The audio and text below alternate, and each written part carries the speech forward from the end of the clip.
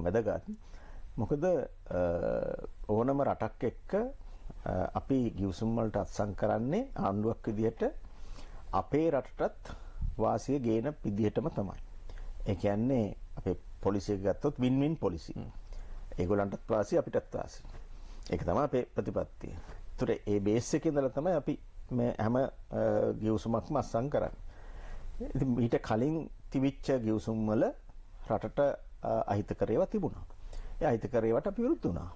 ඉතින් මේ සාකච්ඡාවලදී අපි සමහර ඒ ගිවිසුම් වල තිබිච්ච දේවල් වෙනස් කරා, සංශෝධනය කරලා එහෙම තමයි අපි අත්සන් කරේ.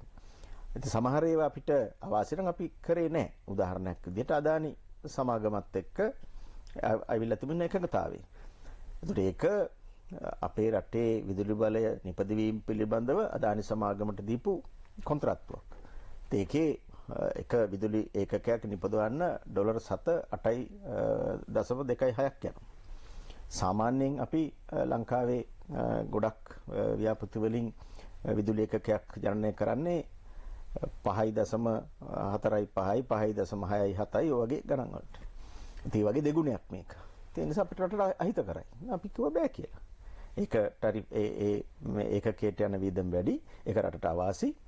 අවුරුදු 15කට 20කට ඒ ගිවිසුම ගැහුවම අවුරුදු ගාණක් තිස්සේ අපිට ඒක ගෙවන්න වෙනවා.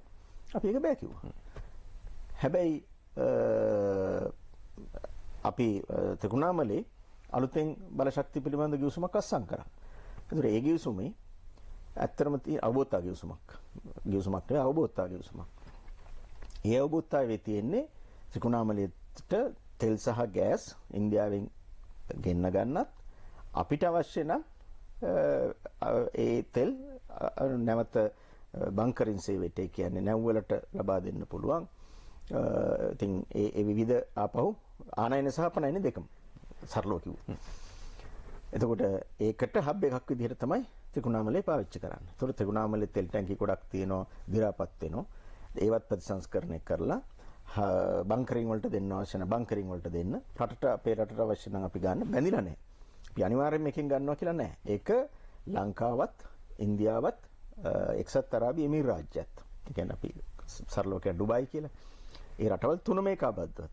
ඒතර ඒ ගිවිසුමේ කිසිම තැනක රටට අවාසියක් නැහැ.